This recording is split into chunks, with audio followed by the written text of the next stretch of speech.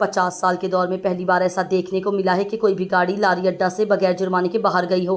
हाजी खालिद गुज्जर का कहना है कि एडमिनिस्ट्रेटर और अमला बहुत ही फख्र से मीडिया पर बयान दे रहा है कि हमने लाखों के जुर्माने और मुकदमात दर्ज किए हैं। ट्रांसपोर्टर्स को कारोबारी मुआशी कत्ल किसी सूरत कबूल नहीं।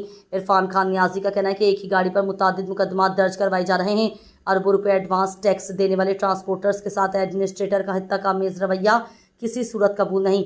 चौधरी अदनान मजीद का कहना है कि ट्रांसपोर्टरों के साथ जो नारवा रवैया अरसा दराज से जारी है, इसमें बेहतरी के बजाय मसाइल ही पैदा किए जा रहे हैं। मलिक रमज़ान अकबर का कहना है कि administrator general bus stand Badami Bagh का ट्रांसपोर्टर्स के साथ नारवा सलूक किसी सूरत कबूल नहीं। सरदार वाजिद डोगर का कहना है कि ईद से 2 रोज़ कबल भी ओवर चार्जिंग ओवरलोडिंग को जवाज़ बनाकर जनरल बस स्टैंड को ही सील कर दिया गया था।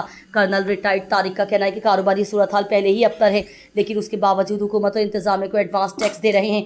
ट्रांसपोर्टर से कह रहा है कि कायम मुकाम एडमिनिस्ट्रेटर काशिफ जलील अपने साथ 8 से 10 प्राइवेट अफराद के हमरा जनरल बस स्टैंड के मामला चला रहा है। एडमिनिस्ट्रेटर काशिफ जलील अपने प्राइवेट अफराद के हमरा जनरल बस स्टैंड को यरगमाल बना रखा है।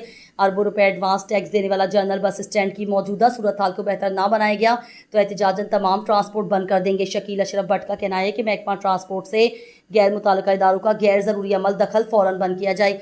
गाड़ियों ट्रांसपोर्टर्स गैर ज़रूरी कानूनी मुकदमात का इंदराज काबिल मुज़म्मत और फौरी बंद किया जाए। Administrator general bus stand Badami Bagh के नारवा और गैर कानूनी रवैये के खिलाफ पंजाब भर से ट्रांसपोर्टर्स का इजलास 3 जून बरोज़ बुध को तलब कर लिया गया।